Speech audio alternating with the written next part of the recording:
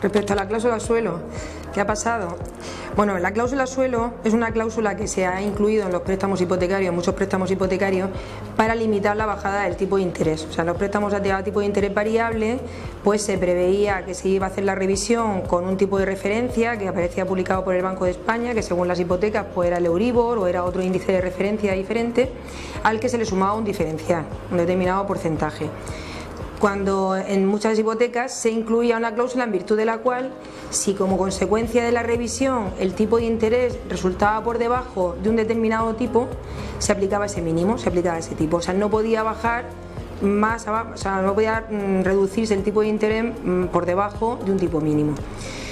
Las cláusulas suelo se venían incluyendo en los préstamos hipotecarios en muchas ocasiones y no habían ocasionado mayor problema. Lo que pasa es que a partir de noviembre del 2009 el Euribor empezó a bajar y como consecuencia de eso pues la revisión del tipo de interés empezó a dar como consecuencia tipos de interés por debajo del 3, que era el mínimo que solían tener las hipotecas.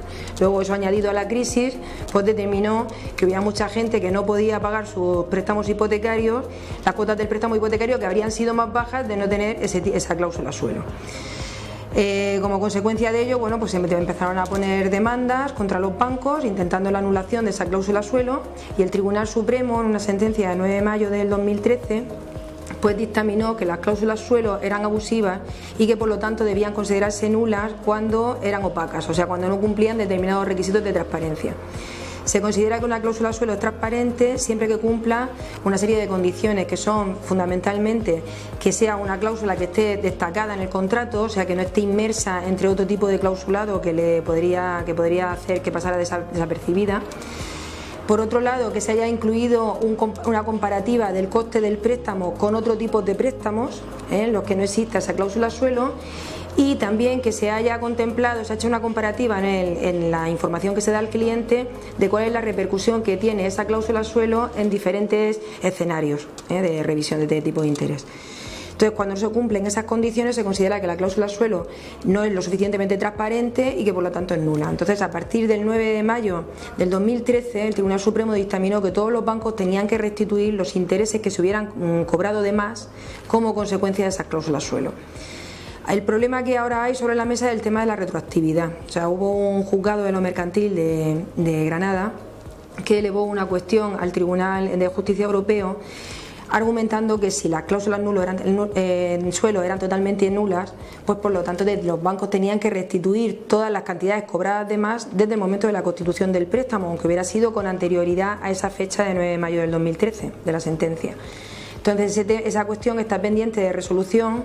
Lo último que ha acontecido fue que el 24 de octubre la Comisión elevó un informe al Tribunal de Justicia Europeo argumentando que sí que efectivamente debía estimarse la retroactividad de la nulidad, es decir, que todos los bancos tenían que restituir todo lo que hubieran cobrado de más como consecuencia de las cláusulas suelo desde el inicio del préstamo, con anterioridad al 9 de mayo del 2013.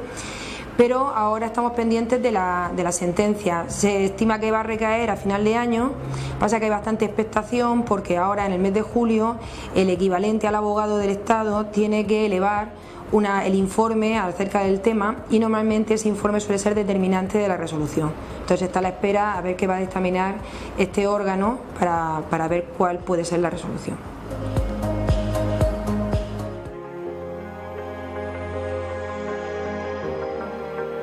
Visítanos, llámanos, envíanos un correo o entra en nuestra web innovacasa.com.